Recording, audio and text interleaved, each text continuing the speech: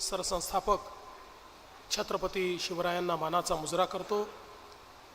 भारतीय राज्यघटनेचे शिल्पकार भारतरत्न डॉक्टर बाबासाहेब आंबेडकर यांना मानवंदना अर्पित करतो। आज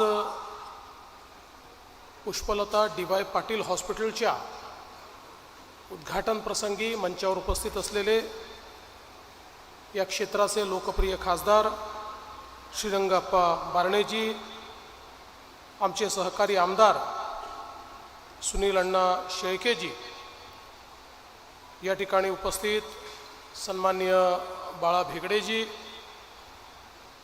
ज्यांनी ही संकल्पना या ठिकाणी अस्तित्वात आणली, ते डी.वाय. पाटील विद्यापीठाचे कुलपती डॉक्टर विजय पाटीलजी, उपकुलपती श्रीमती शिवानी पाटील, त्याचप्रमाणे मंचावर उपस्थित असलेले डॉक्टर डी.वाय. पाटील एज्युकेशन सोसायटीचे चेअरमन श्री संजय पाटील, श्री रामदासजी काकडे, डॉक्टर प्रिया पाटील, आमचे मित्र डॉक्टर राहुल गेटे, या ठिकाणी उपस्थित सर्व मान्यवर भगिनी आणि बंधूंनो, मला अतिशय आनंद आहे की अतिशय सुंदर आधुनिक अशा या पुष्पलता डी.वाय. पाटील हॉस्पिटलच्या उद्घाटनाकरता विजयजींनी मला पाचारण केलं। आपल्याला कल्पना आहे की महाराष्ट्रामध्ये शिक्षणाच्या क्षेत्रामध्ये सुरुवातीच्या काळामध्ये मोठी क्रांती आणण्याचं काम हे ज्या लोकांनी केलं आणि विशेषतः उच्च शिक्षणामध्ये, वैद्यकीय शिक्षणामध्ये, तंत्र शिक्षणामध्ये मोठ्या प्रमाणात संधी उपलब्ध करून देण्याचं काम ज्या लोकांनी केलं, त्याच्यामध्ये डॉक्टर डी.वाय. पाटील एक अत्यंत अग्रणी नाव आहे। खरं म्हणजे महाराष्ट्राने उच्च शिक्षणाच्या क्षेत्रामध्ये ज्यावेळी खाजगीकरण स्वीकारलं, त्यावेळी काही प्रमाणात त्याच्यावर टीका देखील झाली, पण आज मागे वळून बघितल्यानंतर आपण सगळेच अनुभवतो की जो काही महाराष्ट्रामध्ये उच्च शिक्षणाचा, तंत्र शिक्षणाचा, वैद्यकीय शिक्षणाचा विस्तार झाला, त्याचं प्रमुख कारण डॉक्टर डी.वाय. पाटील आणि त्यांच्यासारखी मंडळी यांनी मोठ्या प्रमाणात संस्था उभ्या केल्या आणि त्या संस्थांच्या माध्यमातून संधी ही सामान्य लोकांना देखील मिळायला लागली।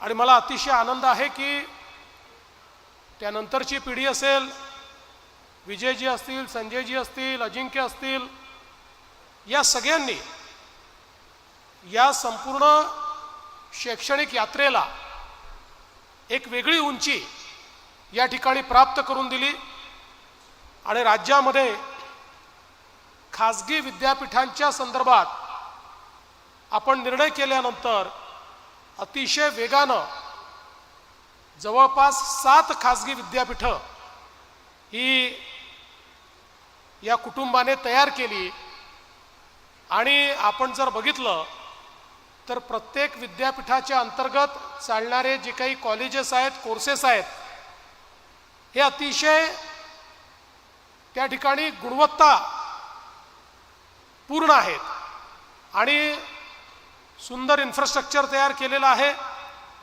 कुठेही गुणवत्तेत कॉम्प्रोमाइज न करता अतिशय उत्तम शिक्षण कसं देता येईल याचा प्रयत्न हा डी.वाय. पाटील साहेबांच्या कुटुंबाने या ठिकाणी केला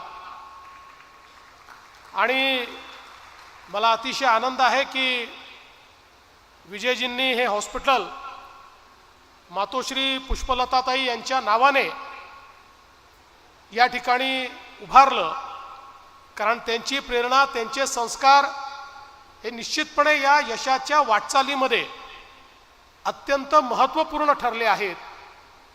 आणि मला असं वाटतं की त्यामुळेच जेव्हा आम्ही हॉस्पिटलची पाहणी केली अतिशय स्टेट ऑफ आर्ट अशा प्रकारचं कन्स्ट्रक्शन आणि इक्विपमेंट्स, मेडिकल इक्विपमेंट्स देखील अतिशय आधुनिक अशा प्रकारचे आपल्याला या ठिकाणी पाहायला मिळतात.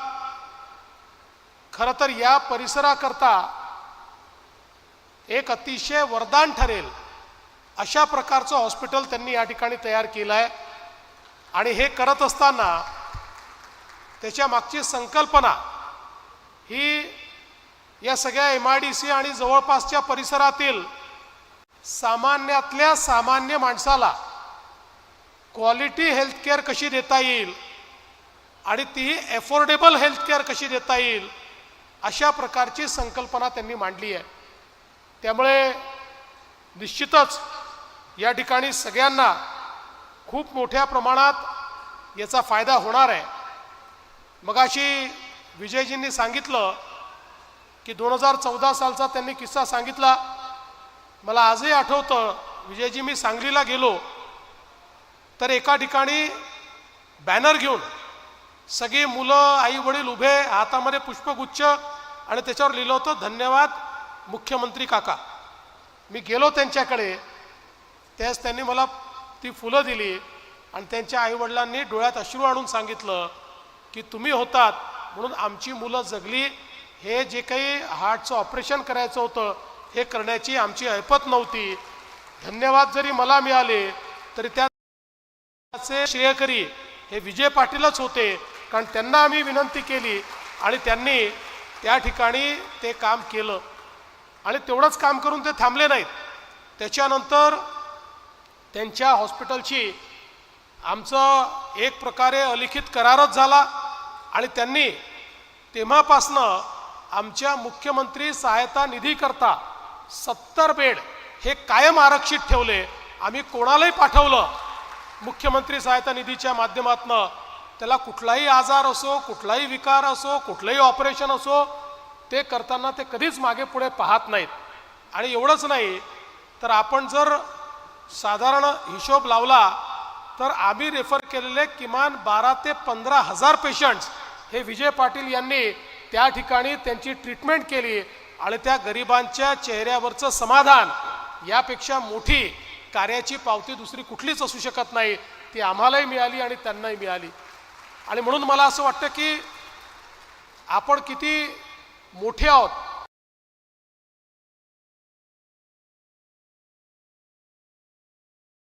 माणसाला आपण नेमकं काय देऊ शकतो याच्या आधारावर मोठेपण ठरतं.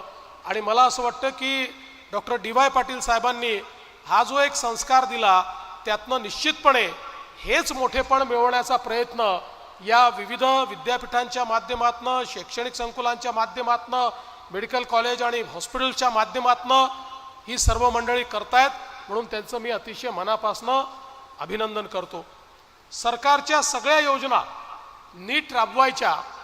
अनेक वेळा खूप चांगलं इन्फ्रास्ट्रक्चर झालं की सरकारी योजना राबवत असताना अनेक लोक मागे पुढे पाहतात, पण कुठली योजना आम्ही सांगितली तर ती राबवण्याचं काम ते या ठिकाणी करतात.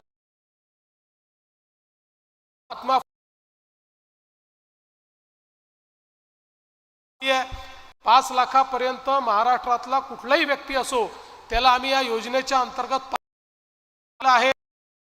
आणि तर केंद्र सरकारची देखील प्रधानमंत्री जन आरोग्य योजना आहे, त्यातही 5 लाखाचं कव्हर हे